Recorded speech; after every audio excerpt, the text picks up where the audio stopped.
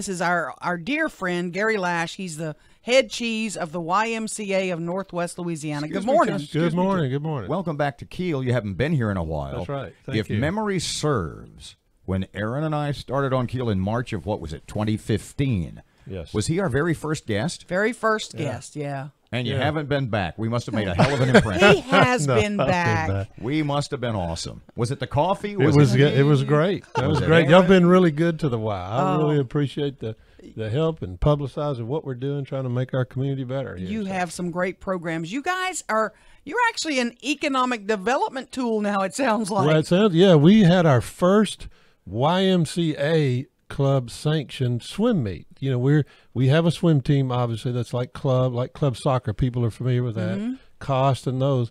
But then also there's a whole nother swim track of YMCA, which those swim times are a little more stringent than typically get to Y Nationals. Well, we had our first meet this weekend of a YMCA meet.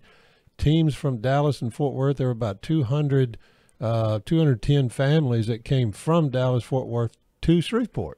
And we're very impressed and spent their money here instead of our families going there all the time. So how often are you going to do that? Because that's exciting. we're going to do that several times a year to have these sanctioned meets and begin to pull in people from Little Rock and Jackson and such in these regional meets here. So, how does your facility compare? I have a son who now uses your facility, so he talks so great about it. Great. But how does your facility compare with others in the region that, moms and dads have had to travel to for all these years past?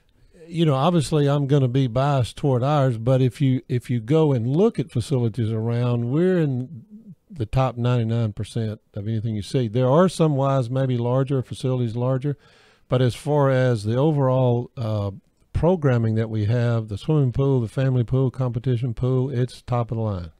And the families that are coming here, do you have any dollar amount? I mean, how much? I know when I traveled for soccer, it was probably $100 a day easy. Well, and those families, ours, I know from talking to them, they'll spend between $600 and $1,000 a weekend. Oh, yeah. Each family when they go places. And there's some that have multiple kids, and they're in Lafayette, New Orleans, and Dallas in the same weekends.